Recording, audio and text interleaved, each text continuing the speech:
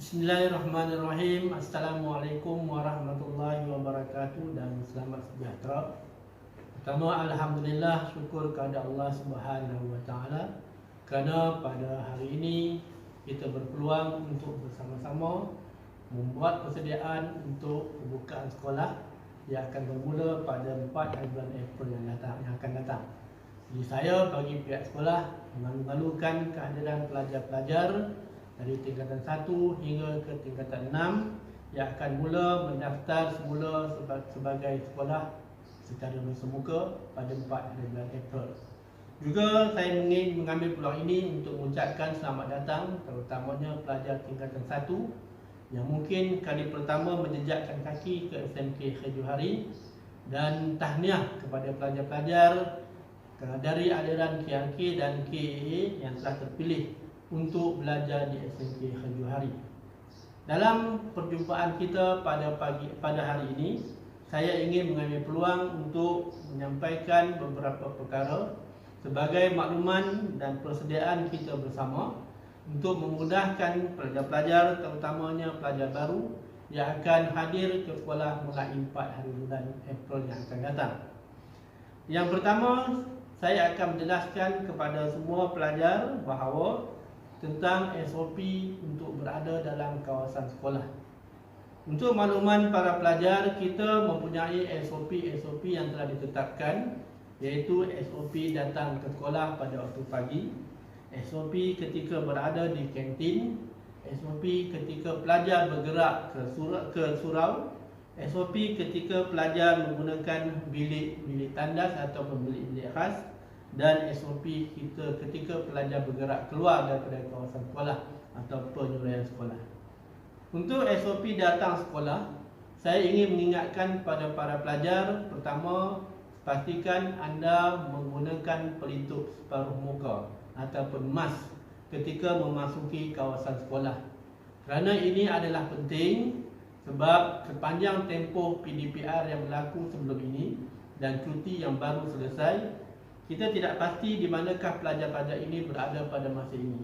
Jadi untuk mengelakkan masalah-masalah jangkitan dalam kalangan pelajar, maka kita minta supaya semua pelajar yang akan masuk ke sekolah pada 4 hari bulan nanti menggunakan pelitup separuh muka.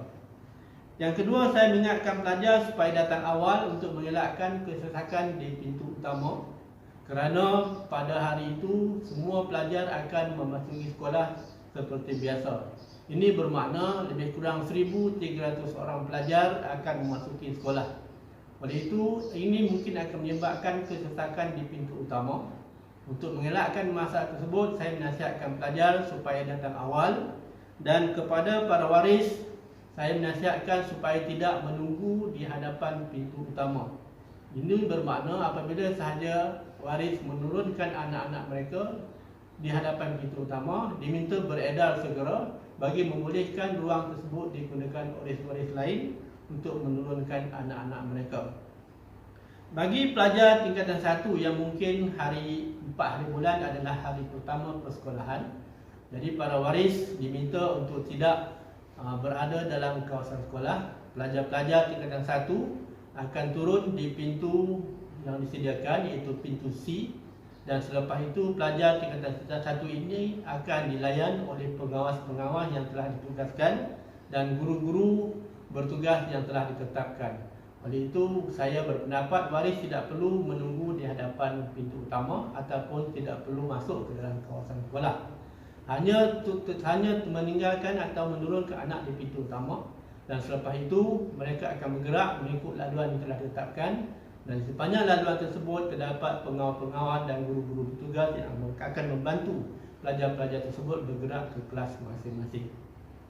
Apabila masuk ke pintu utama, pastikan pelajar membuat pemeriksaan suhu dengan menggunakan termometer standing yang telah disediakan. Kita ada termometer yang cukup untuk membuat pemeriksaan suhu di hadapan pintu utama, dan hanya pelajar yang mempunyai suhu 37.4 ke bawah sahaja yang akan dibenarkan memasuki kawasan sekolah. Manakala pelajar-pelajar yang mempunyai suhu 37.5 ke atas, mereka akan dirujuk kepada pihak-pihak tertentu untuk mendapatkan pemeriksaan selanjutnya. Selepas membuat pemeriksaan suhu, pelajar akan mengikut lorong yang disediakan atau laluan disediakan, dan di sepanjang laluan itu akan ada sanitizer untuk mencuci tangan dan akan ada borang pengisytiharan kesihatan. Jadi selepas mencuci tangan menggunakan sanitizer yang disediakan, pelajar dikenaki mengambil borang pengisytiharan kesihatan yang disediakan di laluan masuk dan melengkapkan borang tersebut serta menyerahkan borang tersebut kepada guru yang bertugas semasa hari-hari yang telah ditetapkan.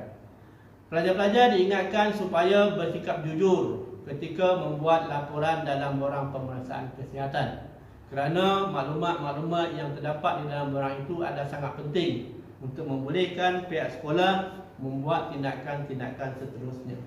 Selepas selesai mengambil dan melengkapkan borang pemeriksaan kesihatan, pelajar akan terus mengikut laluan masuk yang telah disediakan.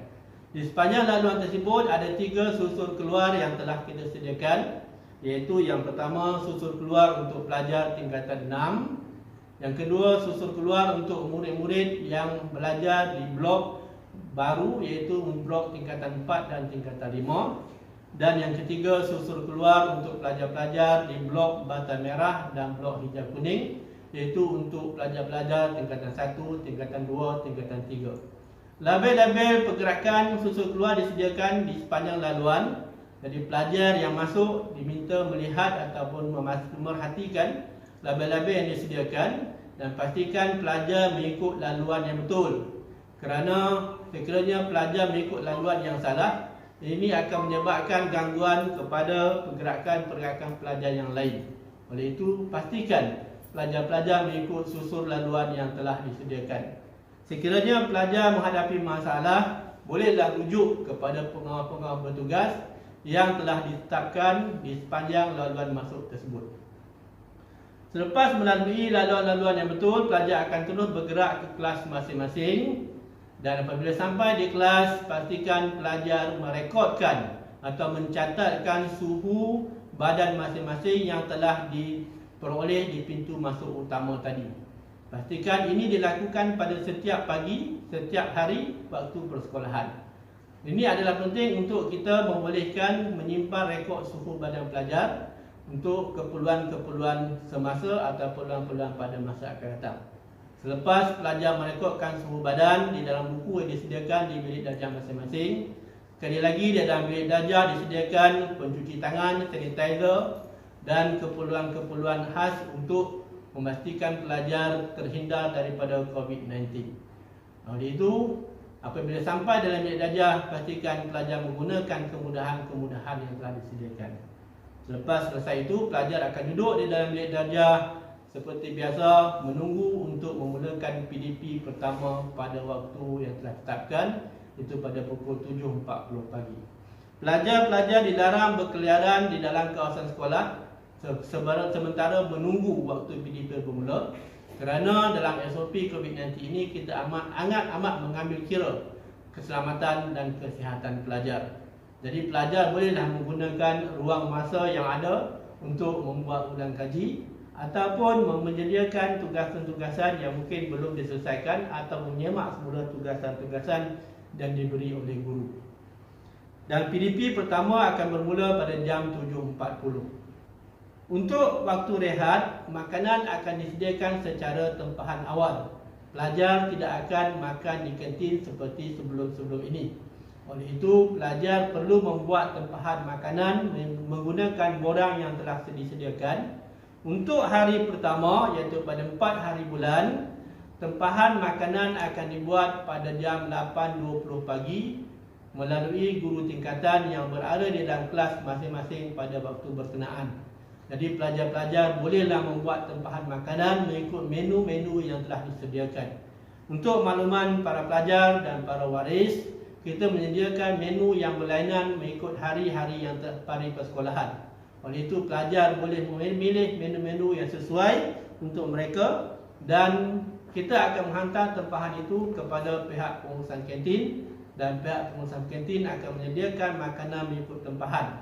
Pada waktu rehat, hanya pelajar-pelajar yang telah ditetapkan oleh guru tingkatan sahaja yang akan dibenarkan keluar untuk mengambil makanan di kantin.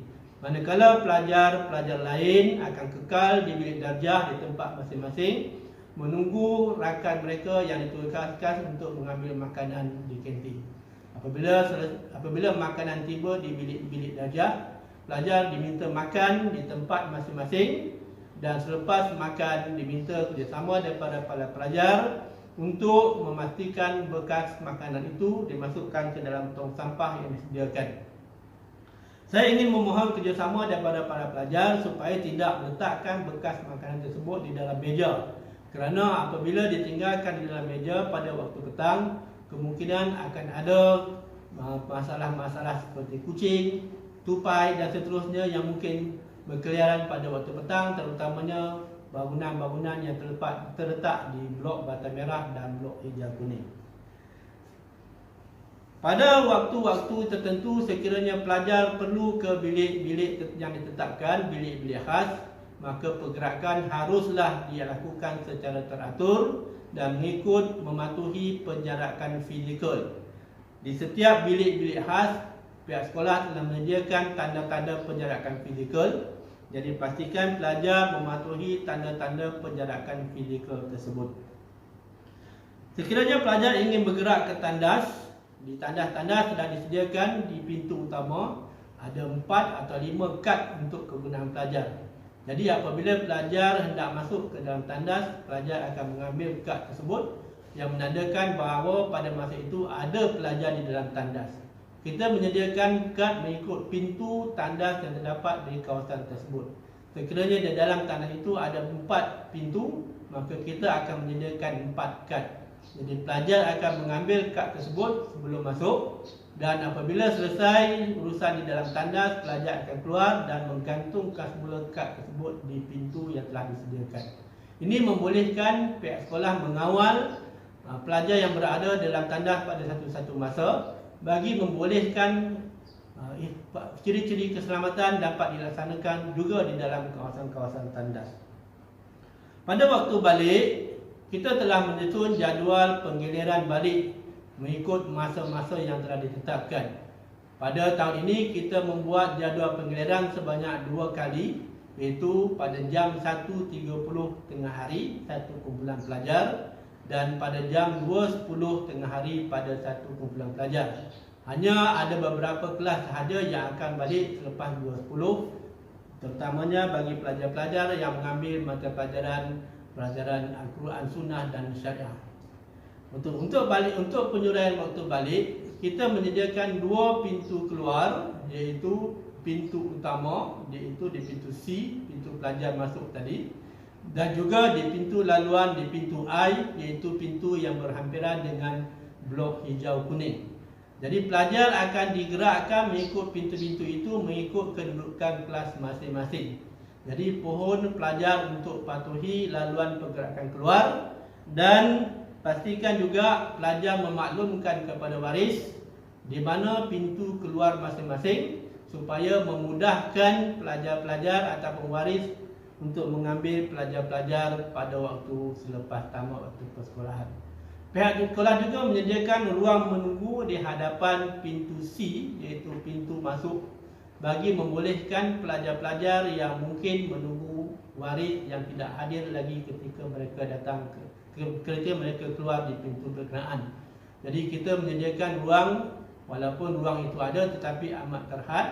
Jadi kita memohon kerjasama daripada semua waris agar dapat hadir mengikut masa pergerakan balik anak masing-masing berdasarkan jadual yang telah kita bekalkan kepada pelajar dalam kumpulan kelas masing-masing. Jadi waris bolehlah merujuk waktu pulang anak masing-masing, dan saya menasihatkan agar waris tidak datang terlalu awal kerana ini akan menyebabkan kesesakan di pintu utama. Dan kita juga amat berharap kerjasama daripada semua pihak. Apabila telah selesai mengambil anak masing-masing, segera meninggalkan kawasan hadapan pintu sekolah bagi mengelakkan kesesakan. Kerana sekolah kita terletak di tengah-tengah bandar dan laluan tersebut merupakan laluan yang sangat sibuk. Oleh itu, kerjasama daripada semua pihak amat diperlukan. dalam membantu pihak sekolah menyelesaikan masalah pelajar yang terlalu ramai berkumpul di pintu utama dan pintu air. Dan dalam kesempatan ini juga saya ingin mengingatkan kepada pelajar-pelajar yang mempunyai gejala dan mempunyai kontak dengan mana-mana ahli keluarga yang disahkan positif agar tidak hadir ke sekolah, dan pelajar cuma perlu memaklumkan kepada guru tingkatan dan guru tingkatan akan merekodkan ketidakhadiran mereka. Ini penting untuk membolehkan kita mengelakkan pelajar-pelajar lain terdedah kepada risiko jangkitan COVID-19. Jadi sekiranya ada mana-mana ahli keluarga atau kontak rapat pelajar yang telah disahkan positif, kita mohon kerjasama agar maklumkan kepada guru tingkatan dan buat sementara waktu dikuarantinkan diri dulu di rumah, dan apabila disahkan negatif barulah mereka hadir ke sekolah seperti biasa. Para pelajar yang dikasihi sekalian, jadi dalam kesempatan ini saya mengucapkan pelajar supaya dapat hadir dan selamat datang dan dapat hadir dalam keadaan terbaik. Sila patuhi disiplin pakaian yang telah dibekalkan dalam grup kelas masing-masing. Penolong kanan hak ehwal murid telah pun memasukkan peraturan-peraturan pakaian di dalam grup kelas. Jadi rujuklah peraturan-peraturan pakaian tersebut bagi membolehkan keadaan ataupun peraturan-peraturan yang telah ditetapkan dapat dipatuhi bersama. Sekian, saya sekali lagi mengucapkan selamat kembali ke sekolah kepada semua pelajar pada 4 hari April. Assalamualaikum warahmatullahi wabarakatuh.